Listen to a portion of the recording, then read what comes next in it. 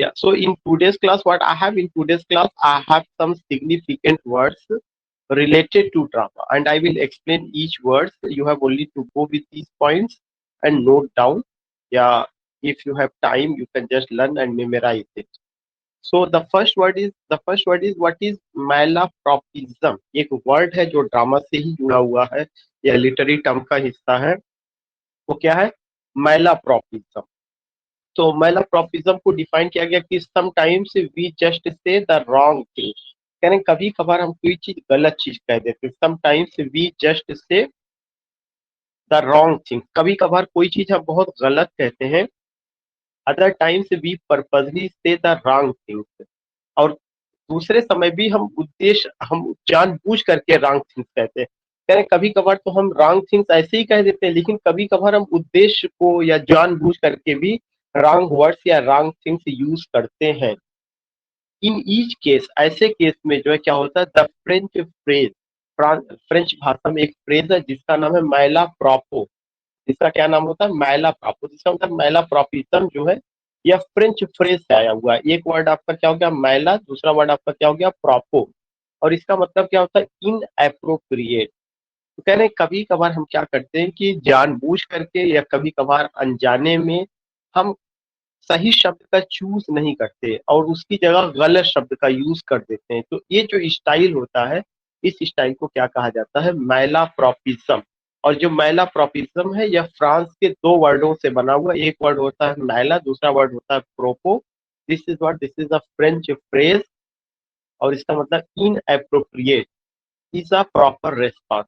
मैलाप्रॉपिज्म are incorrect word. करें malapropism ऐसे शब्दों के लिए आता है जो इनकरेक्ट वर्ड्स है, जो सही वर्ड्स नहीं होते हैं, used in place of correct words. और जो कि जो है क्या किए जाते हैं? करेक्ट वर्ड्स की जगह पर यूज किए जाते हैं.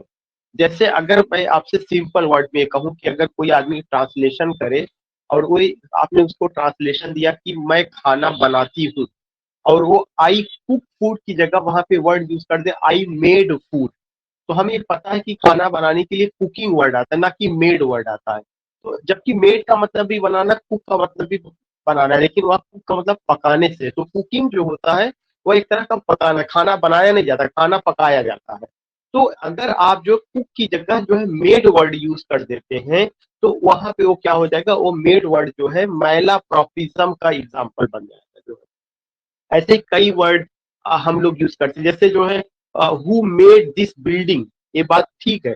या who built this building, who constructed this building. ये जितना भी वर्ड है जो है, उन सारी चीजों में जो है क्या है कि अगर देखा जाए तो बिल्डिंग का कंस्ट्रक्शन होता है. Who constructed this building, who made this building, ये सारे वर्ड वो है. मैं नहीं कहता कि इसमें से कोई मैलाप्रॉपिज्म का example, just I am giving you कि इस तरह के वर्ड हम लोग यूज करते हैं. तो कभी कभार अनजाने में, कभी कभार जानबूझ करके जो है करेक्ट वर्ड की जगह इनकरेक्ट वर्ड यूज कर दिया जाता है. तो उस पार्टिकुलर वर्ड को या उस चीज को क्या कहा जाता है? मैलाप्रॉपिज्म. और यह फ्रेंच वर्ड से आया हुआ है, और फ्रेंच के दो शब्दों से मिल करके बना हुआ. एक आपका मैला, दूसरा आपका प्रोपो. मैला जो वर्ड होता है, यह आपका क्या है? मैला प्रोपो मीन्स इन एप्रोप्रिएट. तो malapropism are incorrect words used in place of correct word. जो मैला प्रोपिज्म है, यह इन करेक्ट वर्ड्स है जिसका यूज किया जाता है किसकी जगह? करेक्ट वर्ड की जगह. दीज कैन बी अनइंटेंशनल और इंटेंशनल. कह रहे हैं कि यह जो वर्ड हम गलत यूज करते कभी कभार अनइंटेंशनल होता है, कभी कभार इंटेंशनल होता है. अनइंटेंशनल और इंटेंशनल का मतलब कभी कभार हम जानबूझ के करते हैं और कभी कभार हम इसको अनजाने में करते हैं. दीज कैन बी अनइंटेंशनल और intentional, but both cases have a comedic effect. लेकिन दोनों केसेस में इसका एक कॉमेडिक इफेक्ट पड़ता है. तो व्हाट आई वांट टू से, ये जो चीजें हैं, ये हमें समझने की कोशिश करना है कि what is malapropism. Malapropism is, you can say कि sometimes we just say the wrong thing. कभी कभार हम लोग रॉन्ग थिंग्स का यूज करते हैं, रॉन्ग वर्ड्स का यूज करते हैं in correct words instead of correct words. Correct words की जगह इन करेक्ट वर्ड्स का यूज करते हैं. तो और ये इंटेंशनली भी हो सकता है और अनइंटेंशनली भी हो सकता है.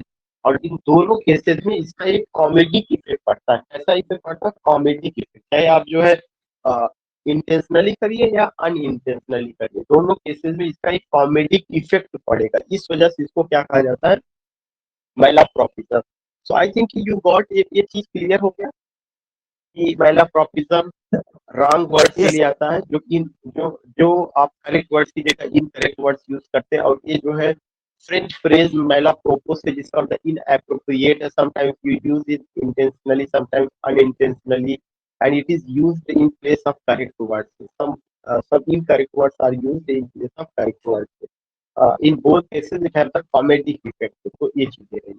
इसका एग्जाम्पल लिटरेचर में मैंने दिया हुआ, इसका एग्जाम्पल कहाँ से, इसका एग्जाम्पल जो है एक तो है मच एडो अबाउट नथिंग, जो विलियम शेक्सपियर का प्ले है, उसमें है एक कैरेक्टर है डॉग बेरी, जो डॉग बेरी कैरेक्टर है वो क्या कहता है, our watch sir have indeed comprehended two auspicious person.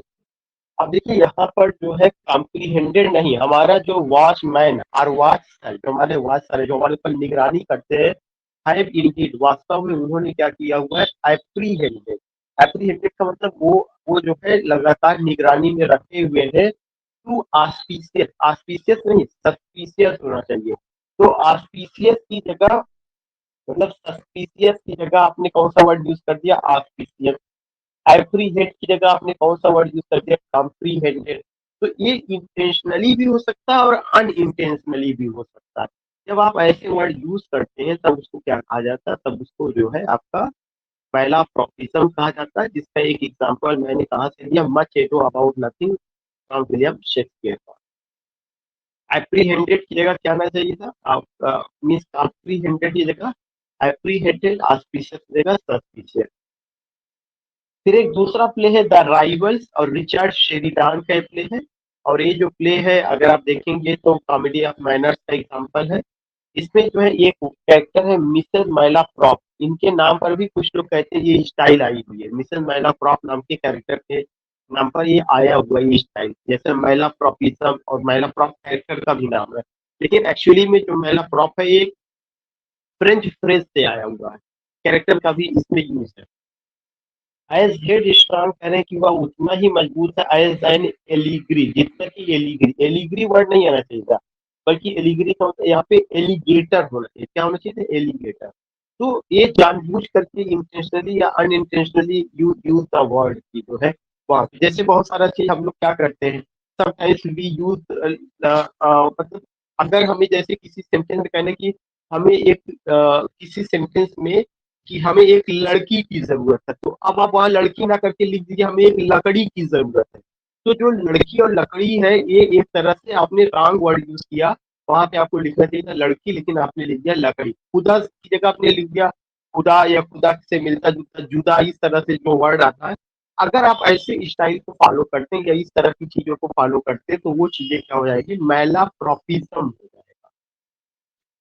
तो I think now you got, ये दोनों एग्जांपल्स भी आपको समझ में आ गया कि क्या है। नेक्स्ट वर्ड है इयोफोनी। इयोफोनी, इयोफोनी मैंने आपको बताया था पहले भी, यहाँ पे भी मैं वो कर दे रहा हूँ। इयोफोनी जो है साउंड ओरिएंटेड वर्ड है। कैसा वर्ड है, साउंड ओरिएंटेड वर्ड।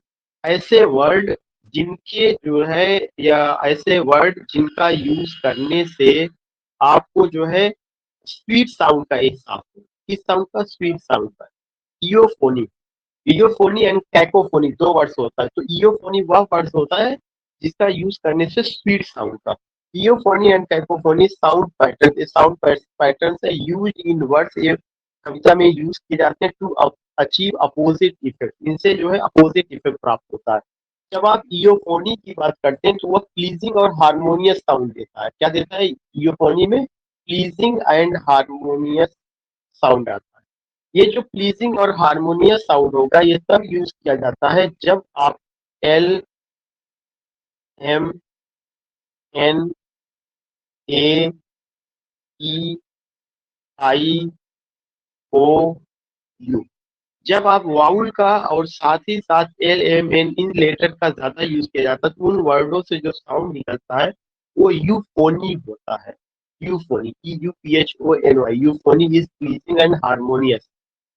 कैकोफोनी वह वर्ड होता है जिससे कि हार्श टोन निकलता है। Cacophony is harsh and discordant, discordant भी हार्श के लिए आता है। कैकोफोनी जो है उससे हार्श टोन, हार्श साउंड या अनप्लीजेंट साउंड निकलता है, और ये ज्यादातर किसके यूज करने से होता है, डी टी आर। अगर डी टी आर का ज्यादा यूज किया जाता है तो यहाँ पे क्या निकलेगा, हार्श साउंड निकलेगा। तो यूफोनी और कैकोफोनी ये दो साउंड होता है जो यूज किया जाता है, और ये जो है आपका हार्श टोन और प्लीजेंट टोन को दिखाने के लिए। आपका पोइट्री में अगर आप देखेंगे तो बहुत इंपॉर्टेंट रोल प्ले करता है। कैसा इंपॉर्टेंट रोल प्ले कर रहा है, if you have read the poem, अगर आप डोअर बीच को ले लीजिए, डोअर बीच का जो शुरू वाला लाइन है, the sea is calm, C A L F, L F का यूज किया गया, the sea, S E A, E A, the sea is calm tonight, the tide is full, L, मतलब ज्यादातर अगर आप शुरू की लाइन में देखेंगे L M N A E I O U, इधर की जो एग्जांपल्स हैं वो किसका एग्जांपल्स है, वो आपका यूफोनी का है। लेकिन जब आप लास्ट में आते हैं तो लास्ट में अगर आप देखेंगे तो वहां पे वो क्या कहते हैं, ah love let us be true to one and other, the world which seems to lie, DTR का ज्यादा, the world which seems to lie before us like a land of dream hath really neither joy, उस तरह से वहां पे जो है उसका यूज किया जाता है। तो you now come to know कि यूफोनी प्लीजेंट साउंड के लिए होता है, कैकोफोनी अनप्लीजेंट साउंड के लिए होता है।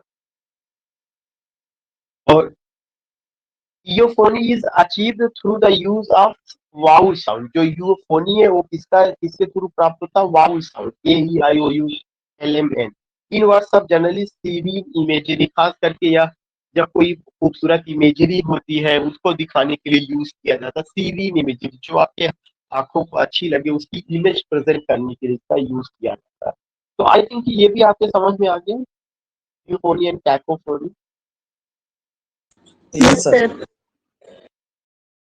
ओके, नाउ यू फाइंड कि एक और वर्ड है प्रोलॉग और एपीलॉग, इन दोनों का क्या मतलब होता है। इसमें अगर आप देखेंगे जिन चीजों को लेकर के बात की जा रही वो जो शब्द है कौन से हैं, prologue, P R O L O G U, prologue.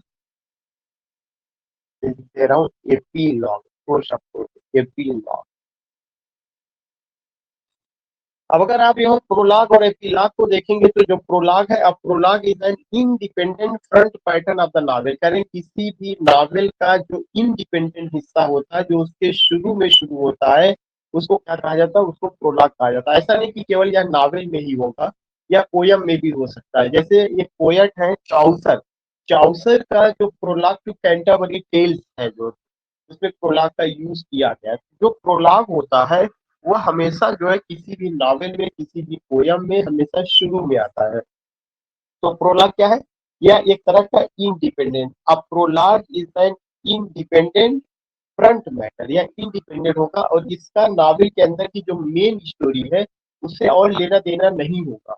यह इंडिपेंडेंट फ्रंट मैटर होता किसका, आपका नॉवेल का। अब prologue is an independent front matter of the novel which gives an opening hint to the reader, जो कि जो है रीडर को क्या करता है, ओपनिंग हिंट देता है, which gives an opening hint to the reader as to what the story is all about, यह स्टोरी किसके बारे में है, यह शुरू में बताता है कि यह स्टोरी टोटल किसके बारे में। तो प्रोलॉग जो है आप ये कह सकते हैं कि नावल का एन इंडिपेंडेंट पार्ट होता है, जिसमें जो है रीडर को ये बताया जाता है कि यह स्टोरी किसके बारे में है, इसमें कैरेक्टर कौन कौन से हैं, इस तरह की इंफॉर्मेशन जो है दी जाती है। तो फिर से मैं बताना चाहूंगा कि आप prologue is an independent front pattern of the novel which gives an opening hint to the reader as to what the story is all about, यह स्टोरी किसके बारे में है। दूसरी तरफ ऑन द कंट्री, दूसरी तरफ एन एपिलॉग, जो एपिलॉग होता है implies a literary device,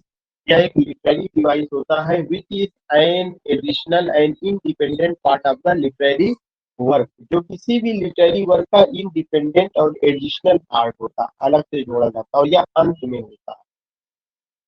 which concludes the story, जो स्टोरी का समापन करता है, मतलब एपिलॉग लास्ट में जुड़ता है, प्रोलॉग में शुरू में जुड़ता है। तो जो एपिलॉग है it implies a literary device, एक तरह का लिटरेरी डिवाइस होता है जिसमें कुछ एडिशनल और इंडिपेंडेंट पार्ट किसी लिटरेरी वर्क का जोड़े जाते हैं, जो इसमें किसी स्टोरी का समापन किया जाता है या वर्क का समापन होता है, concludes the story.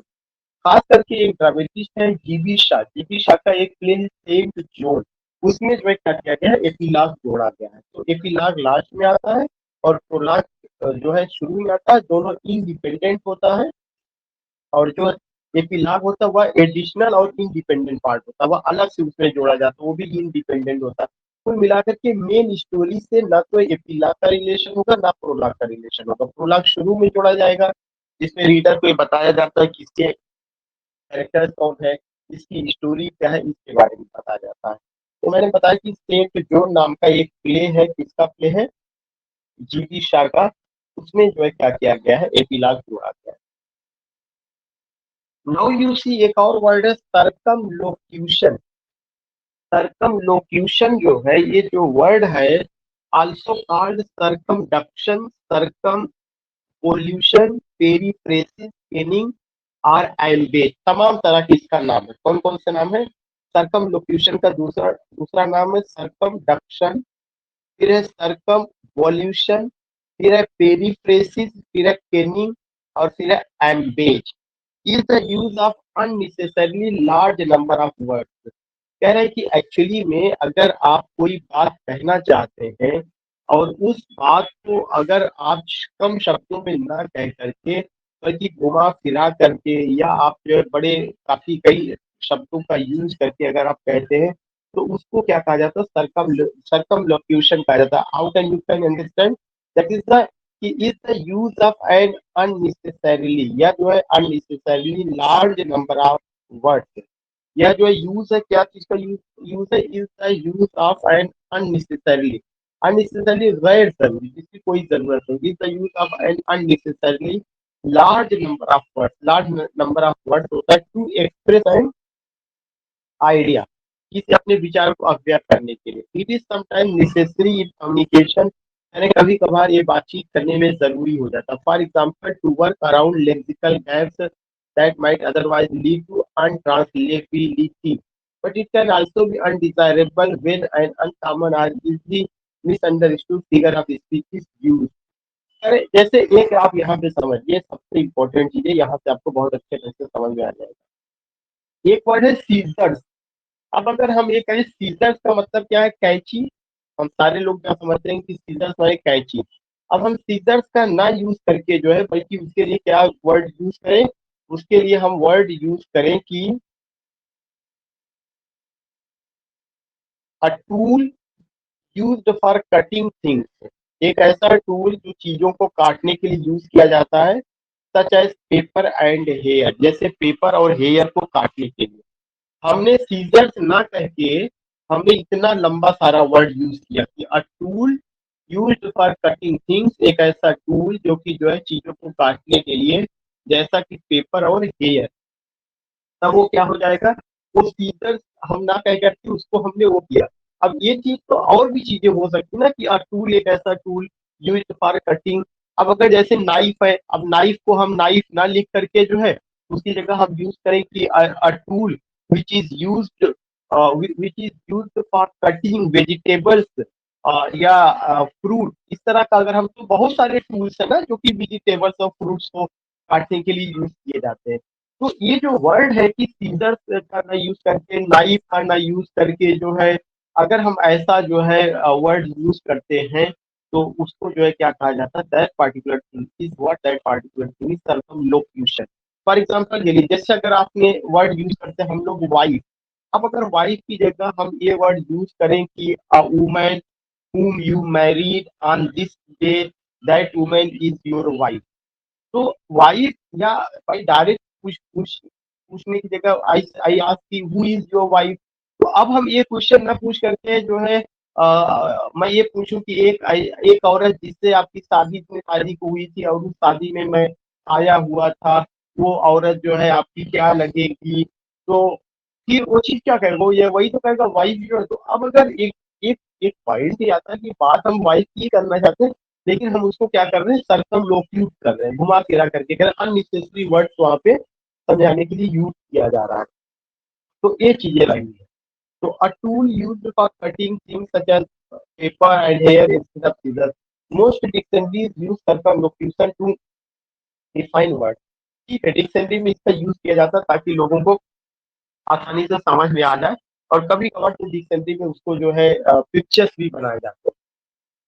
Most dictionaries use circumlocution to define word. Circumlocution is often used by people with aphasia and people learning a new language. पहले circumlocution का यूज लोग करते हैं अफासिया के साथ, और जिसमें नए शब्दों को सीखते हैं. Where simple words can be paraphrased to aid learning or communication. For example, paraphrasing the word grandfather. अगर जैसे अगर कोई आदमी कहता है कि ये मेरे ग्रैंडफादर है, अब फिर अगर आपको ग्रैंडफादर नहीं समझ में आ रहा ग्रैंडफादर किसको कहा जा रहा है, तब आप इसमें क्या कहते हैं और आगे बताते हैं कि the father of one father, एक पापा के दूसरे पापा, मतलब पापा के पापा को क्या कहा जाता है, ग्रैंड फादर. हम बच्चों को समझाने के लिए कभी कभार वर्ड यूज करते हैं कि this is your grand father, तो समझ नहीं पाता कि ग्रैंड फादर कौन है. जो महान पिता है तो पता नहीं चलता नहीं कि जैसे मैं आपका पापा, तो जो हमारे पापा हुए वो तुम्हारे दादा हुए, उनको ग्रैंड फादर कहा जाता है. तो पैराफ्रेजिंग करके हम कभी कभार चीजों को समझाने की कोशिश करते हैं. यही चीज क्या है, यही चीज आपका सर्कमलोक्यूशन है. तो अगर आप चाहें तो बहुत सिंपल में 3-4 लाइनों में समझ में आ सकता है कि circumlocution also called circumduction, circumvolution, periphrasis, scaling or embase is the use of an unnecessarily large number of words to express an idea. इसमें मैंने सीजर्स का एग्जांपल दिया और ग्रैंडफादर का एग्जांपल मैंने दिया. फिर आपके सामने है कि एक और वर्ड है यूफेमिस्टिक. एक लैंग्वेज होता है यूफेमिस्टिक या यूफेमिज्म. क्या होता है euphemistic language? Often uses circumlocution. कह रहे हैं जो यूफेमिस्टिक लैंग्वेज है इसमें भी ज्यादातर देखा जाता है सर्कमलोक्यूशन का यूज किया जाता है to avoid saying words that are taboo or considered unoffensive. कह रहे कभी कभार जो है जो वर्ड टैबू होते हैं या ऑफेंसिव होते हैं उससे बचने के लिए हम क्या करते हैं, हम जो है कुछ उसकी जगह स्वीट वर्ड यूज करते हैं. जैसे अगर बहुत सिंपल सा वर्ड है, अगर मैं किसी को कहूं कि ही डाइड, तो जो डाइड है इससे थोड़ा सा एक ऐसा वर्ड है जो थोड़ा सा ऑफेंसिव लगता है, डर लगता है, अरे वह मर गया, ही डाइड. अब अगर आप इसी की जगह वर्ड लिखिए कि ही पास्ड अवे, वह गुजर गया, तो डाइड और पास्ट अवे में कोई फर्क नहीं है. अगर देखा जाए तो वह उसी का ही सिनोनिम है. लेकिन जो पास्ट अवे हो गया यह जो है थोड़ा सा, अगर आप देखिएगा यूफेमिस्टिक वर्ड है, यूफेमिज्म इसमें नजर आएगा, क्योंकि ये जो है आप कह सकते हैं कि टैबू या ऑफेंसिव वर्ड नहीं है. और जैसे अगर आप ये कहते हैं कि वेयर आर यू गोइंग, तो समवन से कि I am going, you can say कि if I use the word कि जैसे मतलब समथिंग जो है, just as you use the word कि if there is a word toilet, अब टॉयलेट ना यूज करके आप कहें कि I am going for comfort station, तो जो कंफर्ट स्टेशन है वह उसी के लिए आती है, उसका दूसरा वर्ड है. तो ऐसे तमाम शब्द यूज कर लिए गए सोसाइटी में जो लोगों को बुरा ना लगे, जो लोगों को, जैसे फॉर एग्जाम्पल के लिए एक समय वर्ड आता था दलित, दलित से पहले उनके लिए कुछ और वर्ड यूज किया जाता था, और गांधी जी ने हरिजन वर्ड यूज किया. तो वक्त के साथ साथ कुछ नए शब्द गढ़े गए ताकि उस कम्युनिटी सोसाइटी को बुरा ना लगे. या जो है जैसे वर्ड आता था कि जैसे किसी को आप कहे लूला लंगड़ा, तो लूला लंगड़ा ना कह करके अब उसके लिए क्या वर्ड यूज किया जाता है, दिव्यांग वर्ड यूज किया जाता है. या जैसे पहले वर्ड यूज किया जाता था ट्रांसजेंडर के लिए हिजड़ा, तो अब हिजड़ा वर्ड यूज करके थर्ड जेंडर वर्ड यूज किया जाता है. इस तरह के जो नए शब्द गढ़े गए जो कि ऑफेंसिव नहीं लगते हैं, जो कि टैबू टाइप के नहीं होते हैं, तो उसको क्या कहा जाता है, उस वर्ड को यूफेमिस्टिक कहा गया है, या इस तरह की चीजें होती है. तो मेरे ख्याल से ये पॉइंट भी आपको समझ में आ गया होगा कि यूफेमिज्म क्या है और यूफेमिस्टिक क्या है, और साथ ही साथ इसमें क्या है. So I just told you about what I just told you कि euphemistic language often uses circumlocution to avoid saying words. इसमें भी ज्यादातर कभी कभार circumlocution का यूज किया जाता है और ऐसे वर्ड्स को अवॉइड करने के लिए जो टैबू हो या ऑफेंसिव कंसीडर किया जाता है. For example holy mother of Jesus is a circumlocution of Mary. Mary जो है जीसस क्रिस्ट की माँ का नाम, तो अब मेरी वर्ड डायरेक्ट ना यूज करके क्या हॉली मदर ऑफ जीसस करके वर्ड यूज किया गया. But yet which is still euphemistic is not circumlocution of health. और जो जो है हेल है, हेल के लिए वर्ड यूज किया जाता है हेल, वो सर्कम लोकेशन नहीं है। लेकिन और ऐसे वर्ड है, जैसे किसी के लिए अगर कोई बैड लक है तो उसके लिए आप unlucky word, euphemistic circumlocution is also use divide saying. जैसे अगर आपने किसी को कहा अनलकी वर्ड्स, अगर आपने यूज किया तो अनलकी वर्ड्स ना यूज करके कुछ और चीजें अगर आप उससे कनेक्ट करके यूज करें, which are taboo for reasons connected with superstition. For example, calling the devil old Nick, calling Macbeth the Scottish play, or saying Baker's dozen of 13। मतलब ऐसे तमाम शब्द गढ़े गए हैं जिसको आप जो क्या कर सकते हैं, समझ सकते हैं, जो यहाँ पे मैंने आपको बताया। तो आई थिंक यू गॉट, चीजें समझ में आ रही है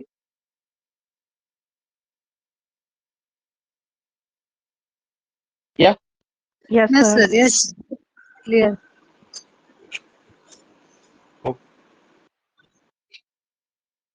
ये वही चीज यहाँ पर भी आ गया है, कोई नया नहीं आया हुआ, फिर उसी के लिए आया। फिर नेक्स्ट शब्द इन्यूंडो। इन्यूंडो में क्या है? इन्यूडो, इन्यूडो का क्या रिफर कर रहे हैं? Innuendo refers to something suggested but not explicitly stated. कह रहे हैं कि यह एक ऐसा वर्ड है जिसमें चीजों को सजेस्ट किया जाता है। इट रिफर्स, इसमें ज्यादातर चीजें सिंबॉलिक वे में प्रेजेंट की जाती है, स्पष्ट रूप से नहीं कही जाती है। तो INNUENDO, इन्यूडो, इन्यूडो जो है एक ऐसा वर्ड है जिसमें जो है क्या चीज कहा जाता है, चीजों को जो है समथिंग सजेस्टेड, इसमें चीजों को सजेस्ट किया जाता है, सिंबॉलिक वे में प्रेजेंट किया जाएगा, ना कि स्पष्ट रूप से कहा जाता है।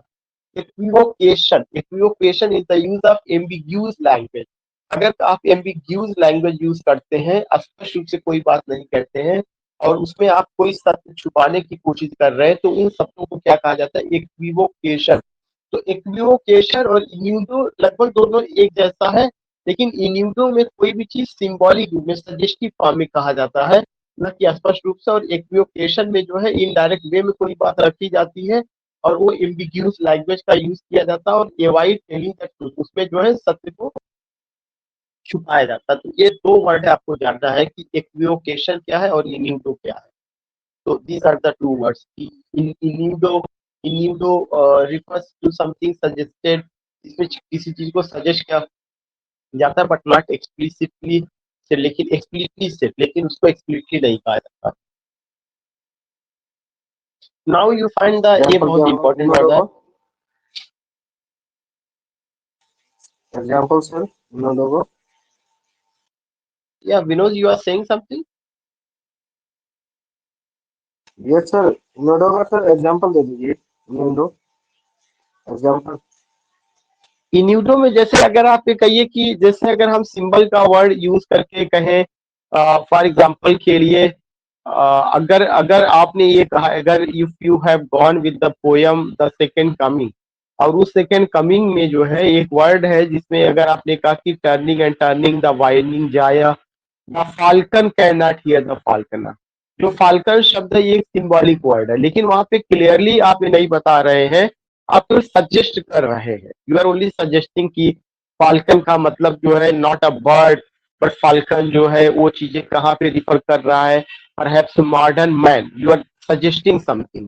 और कभी कभार आप कुछ और भी वर्ड्स का यूज करके, जैसे अगर हम उसमें और भी चीजों को वर्ड यूज करें कि क्रुएल्टी का सीन दिखाने की कोशिश करें, या जो है उसमें ब्लड वर्डर इस तरह की चीजें, तो explicitly you are not saying, clearly नहीं कह रहे, लेकिन आप सजेस्ट कर रहे हैं कि व्हाट यू वांट टू से, आप ये चीज कहना चाहते हैं कि आप जो भी आप कहना चाहते हैं उसके लिए आप कुछ सिग्नल्स दे रहे हैं कि शायद आप ये कहना चाहते हैं।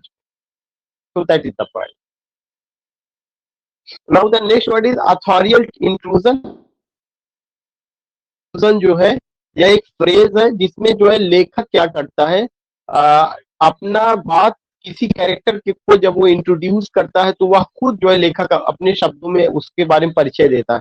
ऑथोरियल introduction is a literary technique, एक लिटरेरी टेक्निक है where the author direct addresses the reader, जिसमें ऑथर जो है रीडर को डायरेक्ट एड्रेस करता है, उसमें वह किसी कैरेक्टर के माध्यम से नहीं एड्रेस करेगा, बल्कि वह डायरेक्ट। जैसे अगर आप ये बताइए, जब जो है ब्लडशली का पहली बार एंट्री होता है कमरे में, तो ब्लडशली की एंट्री करने से पहले जीबी शाह अपने शब्दों में ब्लडशली के बारे में रीडर को बताते हैं। वह क्या ऑथोरियल इंट्रूजन है, जब ऑथर डायरेक्टली रीडर को एड्रेस करने लगे without the help of the third character या विदाउट इन्वेंटिंग एनी कैरेक्टर, तो दैट इज द ऑथोरियल इंट्रूजन।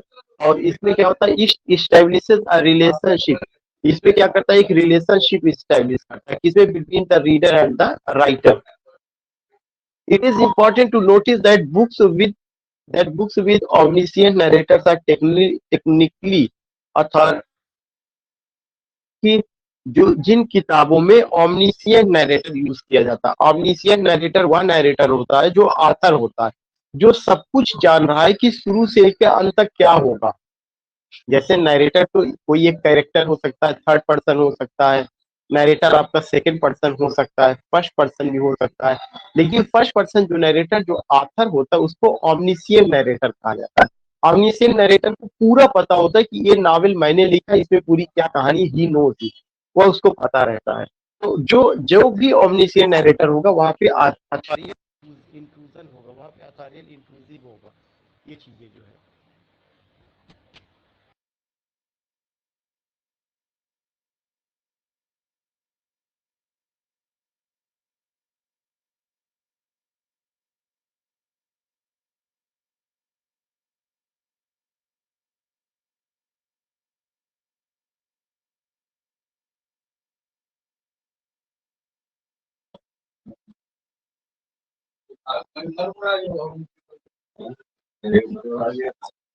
फिर उसके बाद है एपिथेट.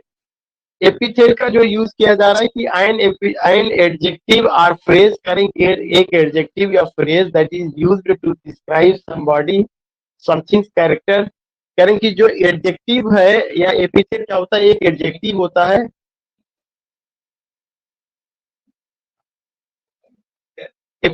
एपिथेट जो होता है क्या है, या एक एडजेक्टिव है या फ्रेज है that is used to describe somebody, करें जो कि यूज किया जाता है क्या करने के लिए, somebody or sometimes character are most important quality. Somebody something character, correct, is somebody or something characters are most important quality, especially in order to say something or good or bad about somebody or something. तो अगर आप देखेंगे कि next character जो है वो क्या है, एपिथेट, एक वर्ड जो है वो एपिथेट है. और इसमें क्या होता है, यह एक एडजेक्टिव हो सकता है, फ्रेज हो सकता है, जिसका यूज किया जाता है टू डिस्क्राइब सम बॉडी, कुछ चीजों को डिस्क्राइब करने के लिए. समथिंग्स कैरेक्टर, किसी के कैरेक्टर्स को डिस्क्राइब करने के लिए. Somethings character are most important quality specially in order to say something good और bad about somebody.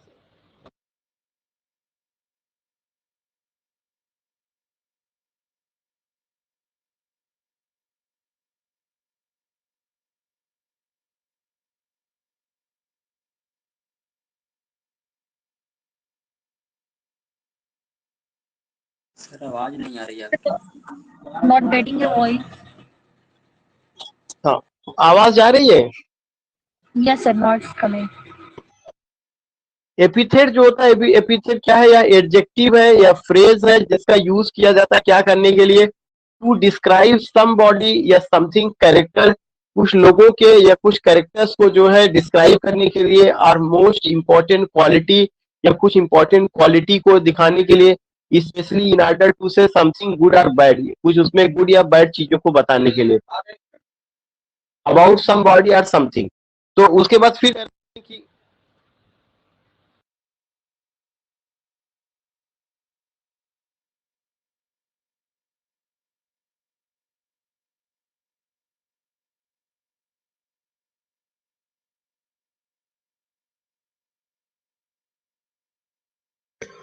So why is it breaking?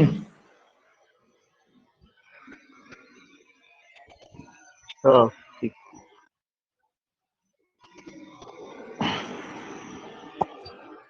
तो उसमें और क्या देख रहे हैं, उसमें देख रहे हैं कि जो एपिथेट है वो एन एडजेक्टिव और फ्रेज, वो एडजेक्टिव या फ्रेज है that is used to describe somebody और something character are most important quality specially in order to say something good और बैड अबाउट समबॉडी या something. The novel is neither old enough nor good enough to deserve the epithet classic. करें कि जो novel है ना तो यह जो है बहुत अच्छा है, ओल्ड इनफ है, ना ही यह तो गुड इनफ है to deserve the epithet classic.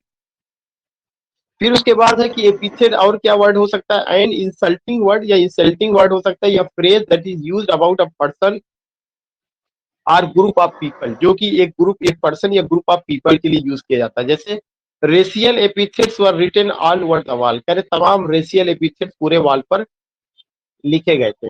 अब आप यहाँ पे देखिए सबसे इंपॉर्टेंट चीज क्या है कि एक तो शब्द एडजेक्टिव और दूसरा शब्द फ्रेज। एडजेक्टिव और फ्रेज, एडजेक्टिव या फ्रेज दैट इज यूज्ड, जिसका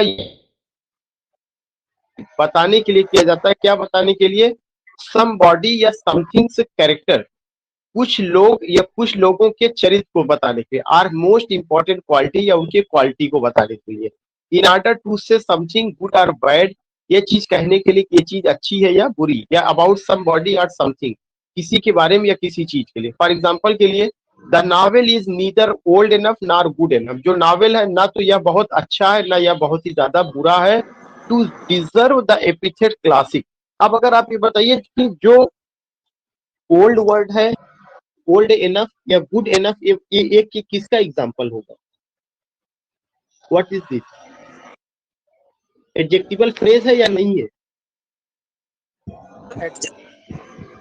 एडजेक्टिव और फ्रेज। एडजेक्टिव फ्रेज है सर। तो ये किसकी खासियत बता रहा है? नॉवल नॉवेल का। तो नॉवेल ऑब्जेक्ट हो गया ना। ऐसे यहाँ पे कहा गया कि ये जो है एडजेक्टिव या फ्रेज, एपिथेट जो होगा या एडजेक्टिव होगा या फ्रेज होगा जिसका यूज किया जाता है समबॉडी या समथिंग्स का कैरेक्टर का, किसी भी व्यक्ति या किसी भी वस्तु के कैरेक्टर, उसकी खासियत बताने के लिए। और मोस्ट इंपॉर्टेंटली क्वालिटी, या उसकी क्वालिटी बताने के लिए। Specially in order to say something good और बैड, कि वह चीज या तो जो है क्या हो सकती है, अच्छी हो सकती है, या तो वह चीज बुरी हो सकती है। और यहाँ पे क्या कहा गया? जो नॉवेल है ना तो वह अच्छा है ना ही वह बुरा। क्लासिक, क्लासिक एपिथेट को डिजर्व करने के लिए। तो एपिथेट ये होता है, या एडजेक्टिवल फ्रेज हो सकता है, या इस तरह की चीजें। और कभी कभार इंसल्टिंग वर्ड्स भी यूज किए जाते हैं, जैसे रेशियल एपिथेट्स वगैरह की बात यहाँ पे यूज की गई है।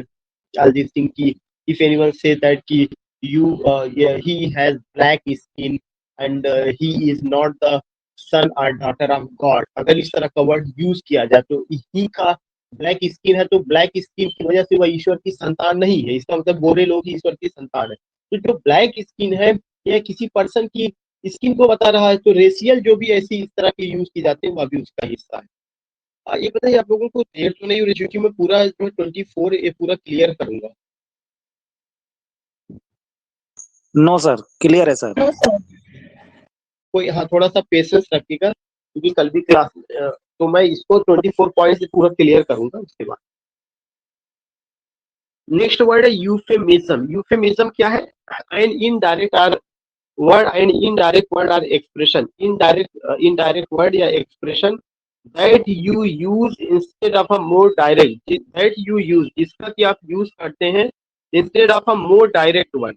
कह रहे कि इनडायरेक्ट वर्ड या एक्सप्रेशन दैट यू यूज, जिसका यूज किया जाता है instead of a more direct one when you are talking about something that is unpleasant और एम्बैरेसिंग, जो कि क्या है, अनप्लीजेंट होता है या एम्बैरेसिंग होता है। यूज ऑफ सच, अभी जो हम लोग पढ़ रहे थे वही यूफेमिज्म का ही बता चुके हैं। यूफेमिज्म जैसे मैंने बताया था कि टॉयलेट के लिए you use the word comfort station, और आप जो है कोई डाइड हो गया तो डाइड के लिए आप you use the word passed away, इस तरह के जितने। तो जो वर्ड यूफेमिज्म है या क्या इनडायरेक्ट वर्ड होता है या एक्सप्रेशन होता है दैट यू यूज, जिसका यूज किया जाता है instead of a more direct one, direct की जगह when you are talking about something, जब हम बात करते हैं कुछ ऐसी चीजों के लिए जो कि क्या है अनप्लीजेंट है या embarrassing है, about something that is unpleasant और embarrassing, the use of such expression. जो चीजें आपको embarrassing लग रही है, अनप्लीजेंट लग रहा है, उसकी जगह आप क्या करते हैं इनडायरेक्ट एक्सप्रेशन के लिए हम लोग क्या करते हैं, कुछ ऐसे वर्ड्स यूज करते हैं। तो यूफेमिज्म क्या है? एक तरह से का प्रैक्टिसिंग है या एक आइडियोलॉजी है जो यह बताती है कि हमें कुछ ऐसे वर्ड को यूज करना चाहिए, इनडायरेक्ट वर्ड या expression that you use instead of more direct, जो कि मोर डायरेक्ट ना कह करके इनडायरेक्ट वे में उसी चीज को कहा जाता है। तो और when you are talking about something जो कि आपको लगे कि यह अनप्लीजेंट है, एम्बैरेसिंग है, लोगों के बुरा ना लगे, वो लोगों को बहुत कटु ना लगे, तो उसके लिए हम क्या करते हैं, कुछ अच्छे वर्ड्स को गढ़ लेते हैं, वो चीजें जो है। फिर है एक नेक्स्ट वर्ड है जैसे उसमें इन्होंने किया कि the the way and manner in which somebody pronounces the words. ये डिक्शन का दे रहा कि डिक्शन क्या होता है। डिक्शन का मतलब ऑलरेडी आपको मैंने बताया था, diction means selection of words. इसका ज्यादातर इंपॉर्टेंट शब्द ये होगा, the choice and use of words, शब्दों का चयन, the choice and use of words, शब्दों का चयन, एंड फ्रेजेस और phrases in speech or writing, speech या राइटिंग में। The choice and use of words, choice या यूज ऑफ वर्ड्स किसमें, in phrases, the choice and use of words and phrases in speech or writing, speech या writing। Clear हो रहा है? तो selection जो है या डिक्शन जो है आपका क्या, diction mean selection of word. हम कैसे शब्दों का चयन कर रहे हैं अपनी बात को रखने के लिए। अगर बहुत कठिन शब्दों का यूज करते हैं तो वो आपका अर्बन डिक्शन हो जाता है, और अगर जो है हम सिंपल वर्ड्स का यूज करते हैं तो रूरल डिक्शन हो जाता है। इस तरह से डिक्शन की मैं आपको बता दूं, सिंपल वर्ड्स अगर यूज करेंगे तब डिक्शन क्या हो जाएगा, रूरल डिक्शन। और अगर बहुत कठिन शब्दों का यूज करेंगे तो डिक्शन क्या हो जाएगा, अर्बन डिक्शन हो जाएगा, रूरल एंड अर्बन। जैसे मॉडर्न एज का जो भी पोयम वो सब अर्बन डिक्शन में, वो सब अर्बन डिक्शन। वही सेम बात यहाँ बताई गई कि style of speaking, what is the best definition of diction, style of speaking और writing as dependent upon choice of word. कि हम कैसे शब्दों का चयन कर रहे हैं। गुड डिक्शन है तो उसका अपना तरीका होता है। गुड डिक्शन में क्या होता है, उसमें देखा जाता है the accent, inflection, intonation, speech sound, ये सारा का सारा चीज देखी जाती है। What is an example of diction, diction helps establish when and where story is set by using language. की स्टोरी कहाँ सेट हुई है, किस तरह का लैंग्वेज यूज किया गया है, native to the time and place, उस स्थान और समय को भी दर्शाता है। This is the called colloquial diction, और इस तरह के डिक्शन को कोलोकियल डिक्शन कहा जाता है। जैसे कोई story, for example story set in New York city, अगर जो है न्यूयॉर्क सिटी में कोई स्टोरी सेट हुई है, will have a different style, तो उसका अपना डिफरेंट स्टाइल और लैंग्वेज होगा। कोई स्टोरी लंदन में सेट हुई है तो उसका अपना डिफरेंट स्टाइल और लैंग्वेज होगा। तो डिक्शन का मतलब सिलेक्शन ऑफ वर्ड, जहाँ पे जिस लोकेशन में उसका सेटिंग होगा, जिस जो है जगह सेटिंग होगा, उसके लोकल शब्द वहां पर जरूर कुछ ना कुछ आएंगे। तो मैं आई नो कि ये सब चीजें क्लियर हो गई है। Yes, sir. फिर उसके बाद है कॉन्फ्लिक्ट। कॉन्फ्लिक्ट भी मैं आपको बता चुका हूँ। कॉन्फ्लिक्ट जो है ये फाइट या आर्गुमेंट होता है, और यह कॉन्फ्लिक्ट विचारों का भी हो सकता है। जब दो जो है पार्टियां होती हैं ड्रामा में, और उन ड्रामा में दो पार्टियों में आइडियोलॉजिकल क्लैश होता है, एग्रीड या डिसएग्रीड होता है, तो वह आइडियोलॉजिकल क्लैश जो है कॉन्फ्लिक्ट के रूप में हमारे सामने आता है। तो कॉन्फ्लिक्ट क्या है, फाइट और आर्ग्यूमेंट, या आप कह सकते हैं एन आर्म्ड कॉन्फ्लिक्ट भी हो सकता है, या difference between two or more ideas या विशेष का हो सकता है। Many women have to cope with conflict between their career and their family. और अगर वर्क के काम में देखा जाए तो to disagree with or to be different from somebody. कभी कभार हम विचारों से किसी के प्रति सहमत भी हो सकते हैं, किसी के प्रति असहमत भी होते हैं। इस तरह की भी चीजें हम देखते हैं। कितना कंफर्म होगा। तो कॉन्फ्लिक्ट का मतलब क्या है कि आइडियोलॉजिकल क्लैश हो सकता है, एग्रीइंग और बीइंग डिसएग्रीड हो, एग्रीड और बीइंग डिसएग्रीड हो सकता है, ये सिचुएशन हो सकती है। फ्लैशबैक, फ्लैशबैक भी आप सबको पता है, जब किसी फिल्म में, किसी ड्रामा में, किसी नॉवेल में पीछे की घटना को जो है फिर दिखाने की कोशिश की जाती है तो उसको क्या कहा जाता है, flashback. A part of a film, किसी भी फिल्म का, प्ले का extra etc that show something that happened before the main story. Main story के घटित होने से पहले कुछ पीछे की घटना को, जैसे अगर जो है कोई किरदार मिला और वो किरदार जो है आपको क्या हुआ कि अगर कैरेक्टर आप देखेंगे वो मिला, उसके बारे में जानने की कोशिश करते हैं कि तुमने गलत रास्ता क्यों चुन लिया, हथियार क्यों उठा लिया, फिर वो अपने बचपन को बताता है और क्या बताता है, मैं ऐसा था, मैं ऐसा था, मेरे साथ ये हुआ था, ये हुआ था, ये अत्याचार हुआ था। तो वो फ्लैशबैक आपको कुछ ना कुछ पीछे की कुछ चीजें जो घटित हो चुकी है उसको आप लाने की कोशिश करते हैं। तो अ पार्ट और a film, play, etc that show something that happened before the main story. Foil, foil मैं एक शब्द में कहूंगा, फॉयल जो होता है या एनिमी को कहा जाता है। किसी भी ड्रामा को जो सबसे बड़ा शत्रु होता है हीरो का, वही आपका क्या होता है, फॉयल होता है। जो आपके हर काम को जो भी आप की रणनीति होती है कि हमें ये करना है, हमें इस अच्छाई वाले रास्ते पे चलना, उसको निष्फल करने का प्रयत्न करता है। In any narrative a foil is a character who contrast with another character. जो फॉयल है या एक कैरेक्टर होता है जो दूसरे कैरेक्टर से कंट्रास्ट करता है इन एनी नैरेटिव, किसी भी नैरेटिव में। A foil is a character, foil एक कैरेक्टर होता है who contrast with another character, जो दूसरे कैरेक्टर से कंट्रास्ट करता है। Typically a character who contrast with the protagonist, जो कि खास करके उसका कंट्रास्ट किससे होगा, प्रोटेगनिस्ट से होगा। जैसे आप अगर देखिएगा ओथेलो में जो इयागो है वो फॉयल है, वो अ, आप कह सकते हैं ओथेलो की सारी चाल को क्या कर देता है, खत्म कर देता है। तो that is the Othello protagonist है। तो फाइल जो सबसे बड़ा शत्रु जो आपकी सारी योजना को नष्ट कर दे, खत्म कर दे।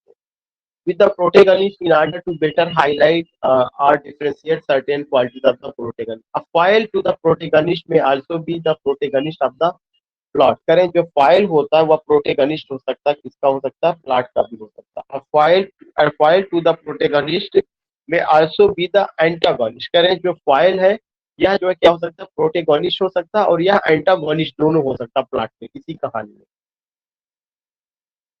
In some cases, a subplot can be used as a foil to the main plot. This is especially true in the case of metafiction and the story within a story motif. करें कभी कभार जो है कुछ सब plot भी foil के रूप में यूज किए जाते हैं।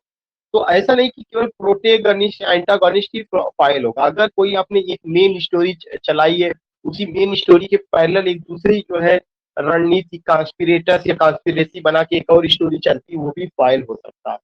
तो मेरे ख्याल से फाइल आपको समझ में आ गया कि फाइल जो है यह एक कैरेक्टर है जो किसके अगेंस्ट में आता है, जो कि जो है प्रोटेगनिस्ट के अगेंस्ट में आता है।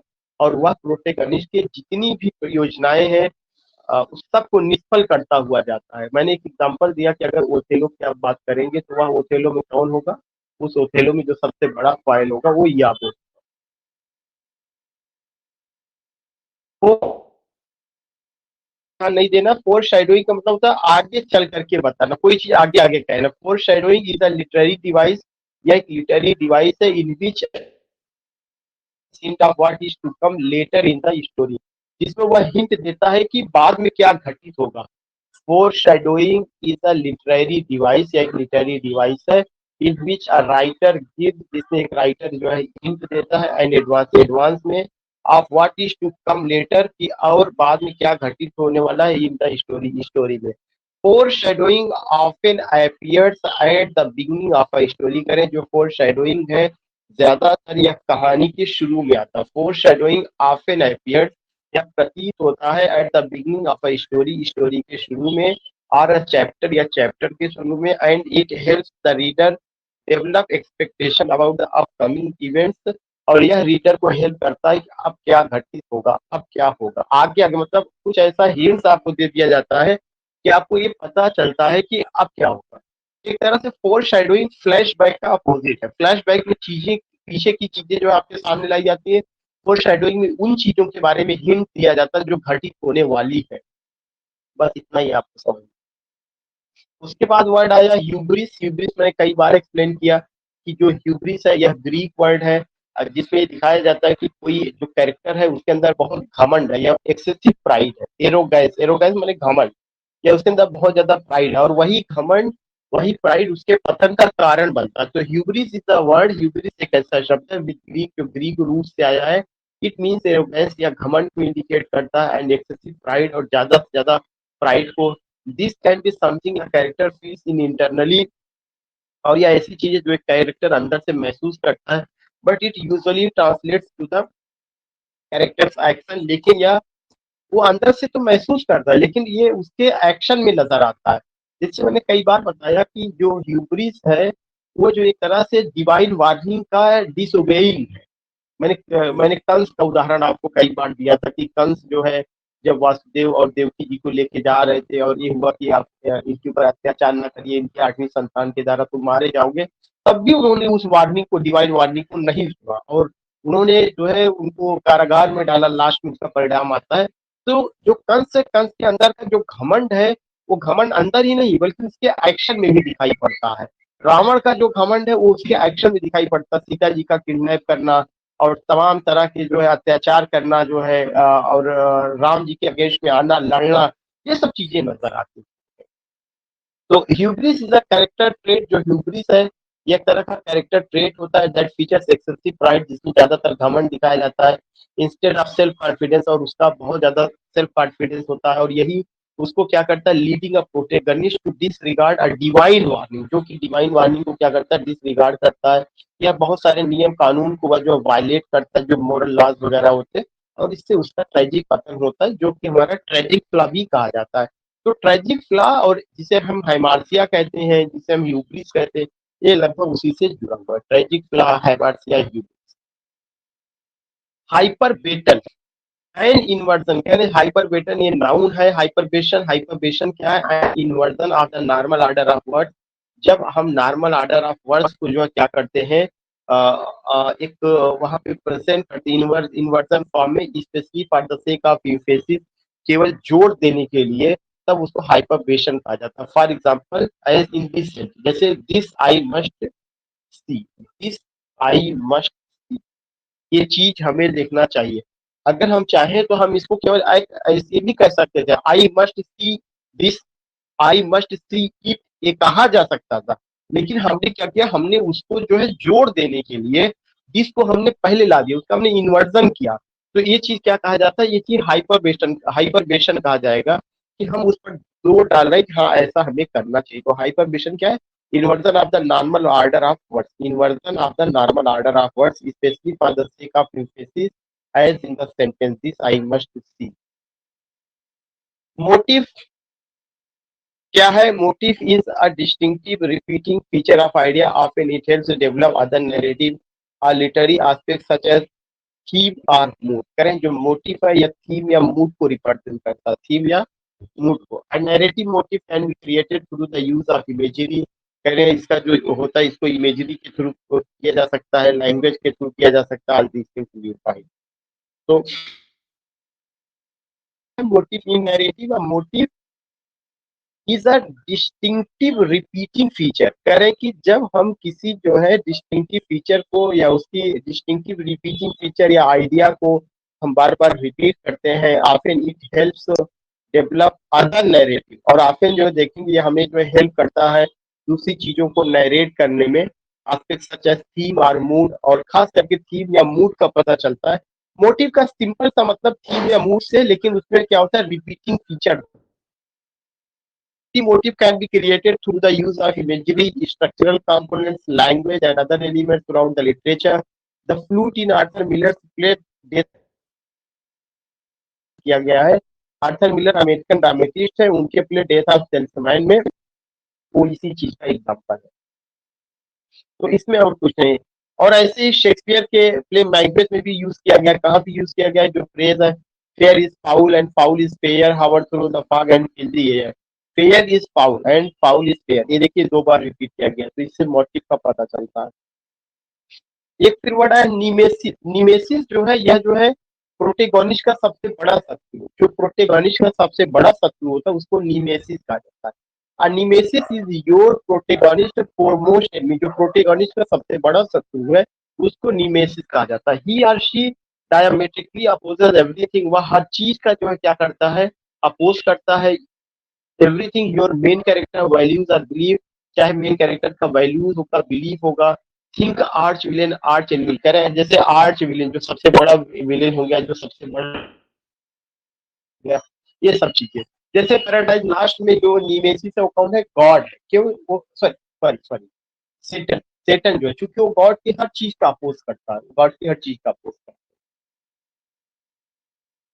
है। इन रेट्रिक एंड प्रोज स्टाइल पेरीफ्रेसिस, ये जो शब्द है कौन सा, पेरीफ्रेसिस है, पेरीफ्रेसिस,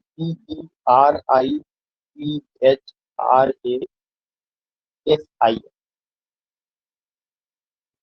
कह रहे कि इन रेटरिक, रेटरिक एंड प्रोज में जो रेटरिक और जो प्रोज है स्टाइल में पेरीफ्रेसिस क्या होता है, पेरीफ्रेसिस किसी भी चीज को घुमा फिरा के कहना, ये सब अभी मैंने आपको बता दिया, लेकिन फिर से आज आ रहा है, कह रहे कि एक्चुअली में ये मुझे बताना पड़ा, एक जगह मुझे ये है बहुत इंपॉर्टेंट था, तो मैंने कहा कि ये आपके लिए बहुत इंपॉर्टेंट है।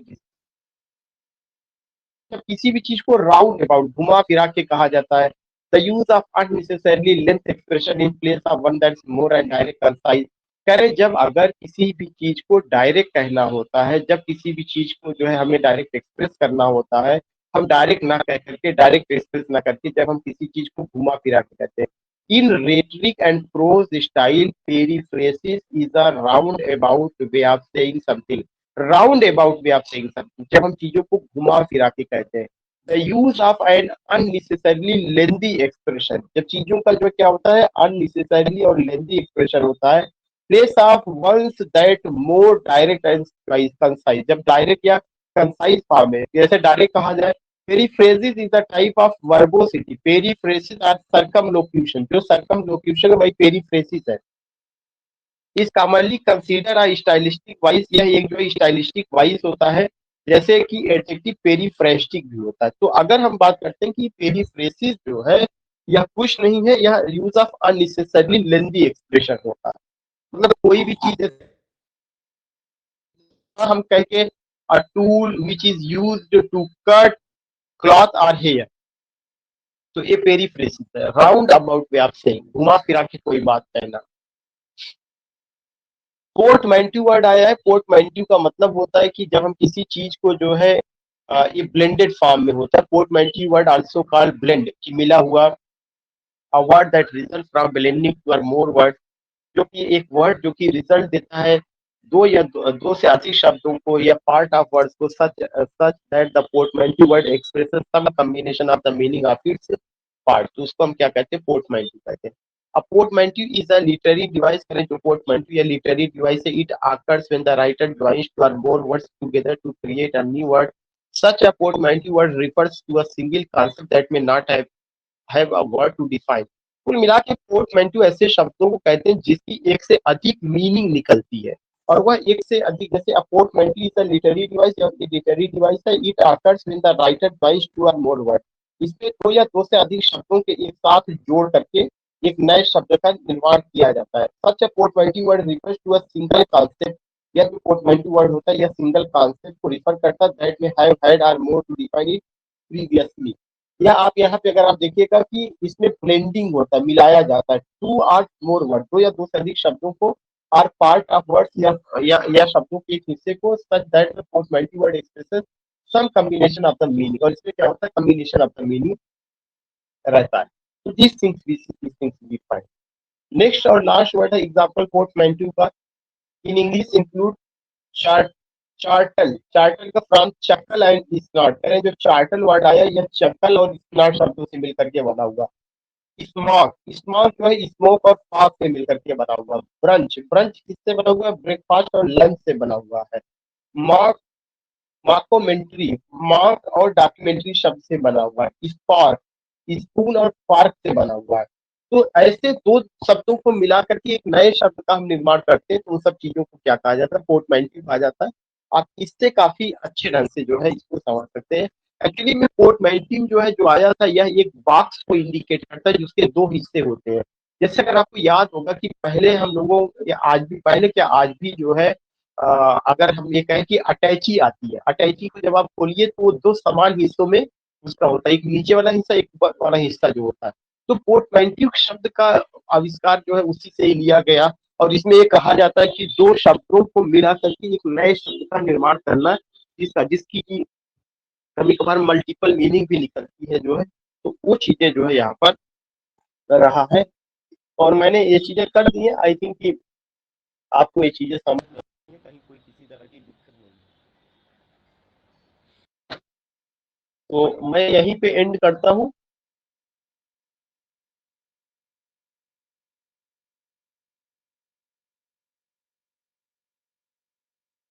चल रही थी, ऐसा तो है नहीं कि अभी रिकॉर्डिंग शुरू हुई है, शुरू से चल रही थी ना।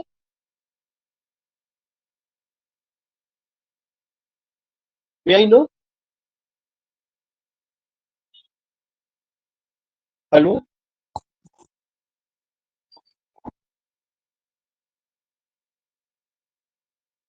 Hello sir. या